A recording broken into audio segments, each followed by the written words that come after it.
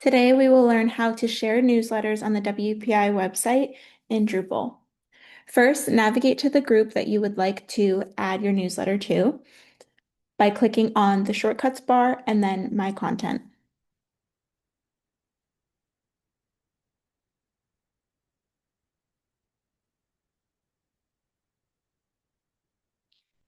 Then I will choose the Marketing Communications group. Next, I will choose Add New Content and scroll down to add a group node for a newsletter. I am going to be adding in the Herd Highlights newsletter from this March. When this newsletter is sent to your inbox, open it up using the email client's web link. First, we have the title field, so I'm going to add Herd Highlights. Next is the issue. So if your newsletter is sent out on a periodic basis, maybe this will be the month that it was sent out.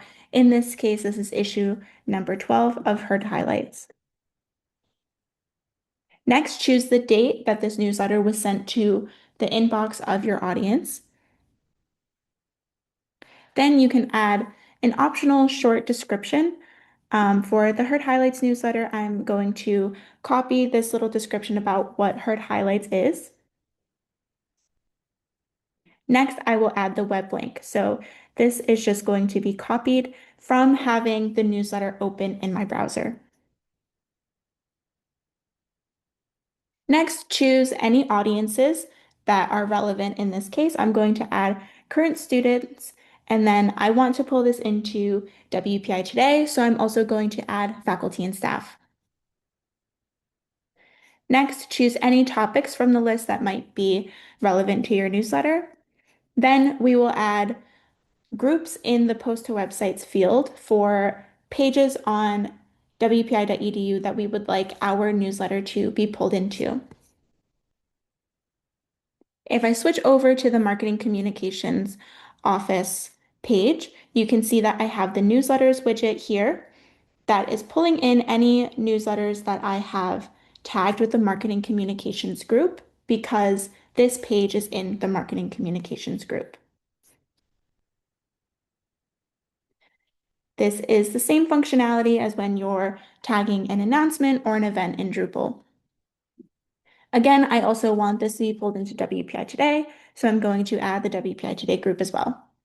The last field that we have is faculty or staff to tag any employees that are maybe mentioned in the newsletter so that this newsletter is then posted to their Drupal profile.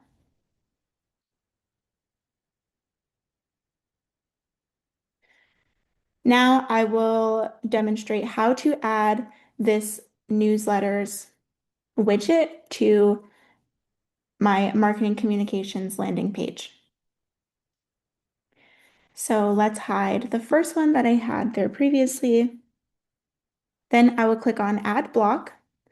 And in this first panel here, I will search for newsletter and scroll down to the section that says newsletter widget. Then I have the option to change how many newsletter items I want to display. The default is 3 items. I'm going to leave it at the default. I also have the option to override the title.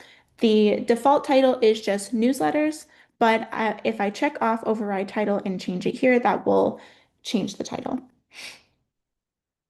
Then I'll click Add Block and go ahead and save my layout. And if I scroll to the bottom, I can see my newsletters widget as well as the newsletter that I just added. So when I click on this newsletter from the widget, it will open up in a new tab the newsletter's web link.